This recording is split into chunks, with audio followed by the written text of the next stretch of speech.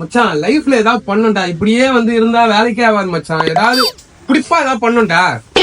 மச்சான் டிராகன் படம் நல்லா இருக்குதுன்றாங்க, அது போய் பாப்போமா?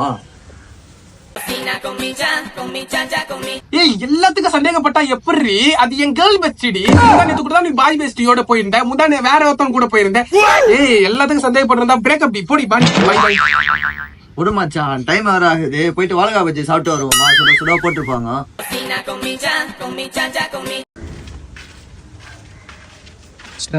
என்னடா சண்டையா? எத்தனை பேரு? 40 பேர் எங்கேடா கூப்பிடுற? எங்க அந்த மூத்திர சண்டையா?